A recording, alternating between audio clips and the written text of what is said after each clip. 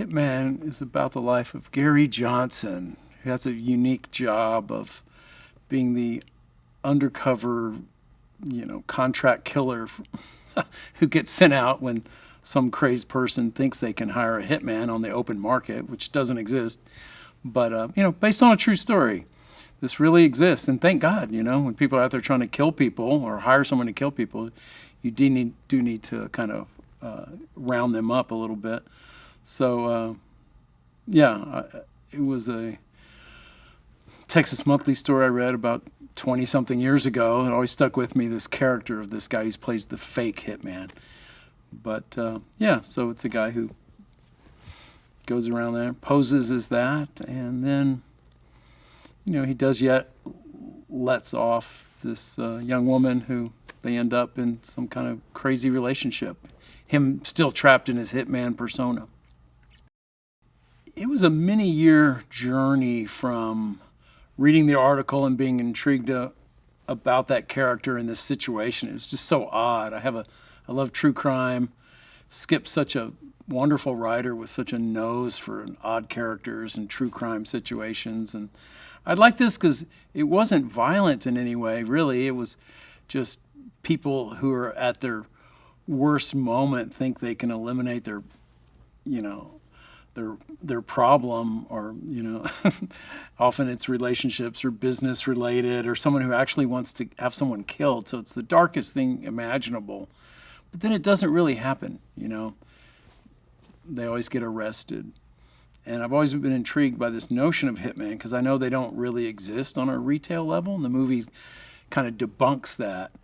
But mostly I was just intrigued with this character of Gary, this kind of quiet guy who lived with his cats and kind of a Zen master dude who taught at a college and worked undercover. He was so chill, so Zen, that he was actually very good at his job. And I've seen these tapes and read a lot of transcripts of his actual work, and it was very intriguing. He would kind of alter his looks too for the people, not as extreme as we do in the movie, but he was just kind of a master of this, giving people a lot of room to not do it.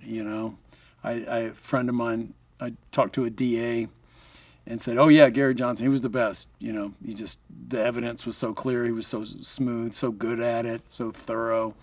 It was high conviction rate with Gary, a consummate professional." Yeah, it was during the pandemic I got a call from my buddy Glenn Powell.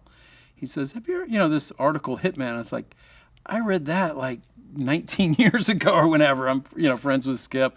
I said, "I've thought of that film for years, but I just don't think there's a third act, maybe not even a second act. It's the same thing over and over, a solicitation, a setup, an arrest, a solicitation." He does let that one girl off at the end.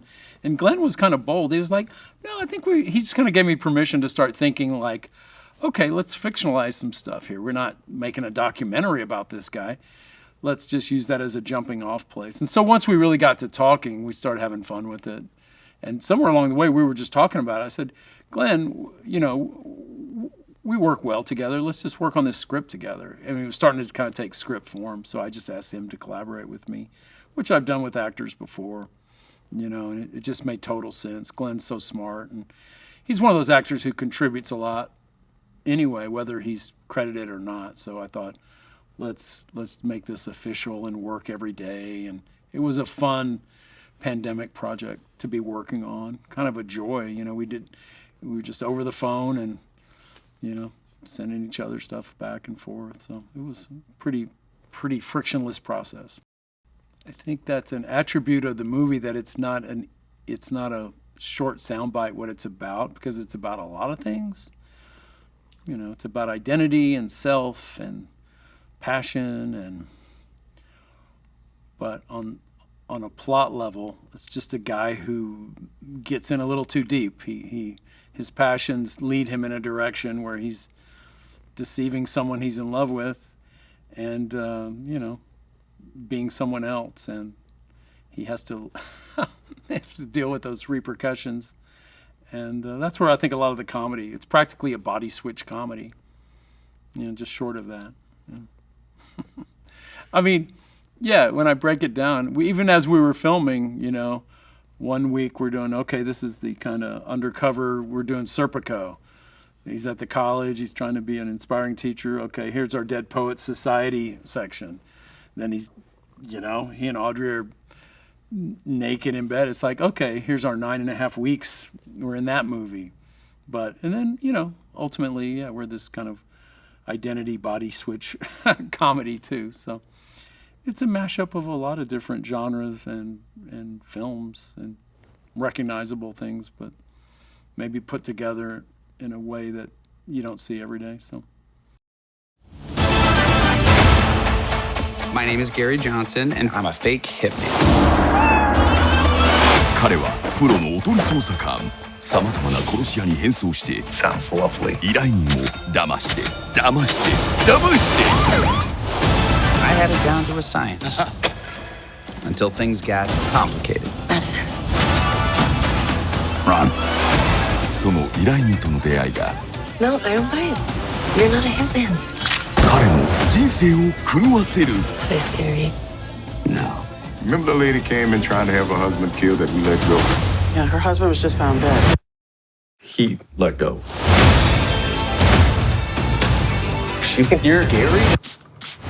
I'm the hitman.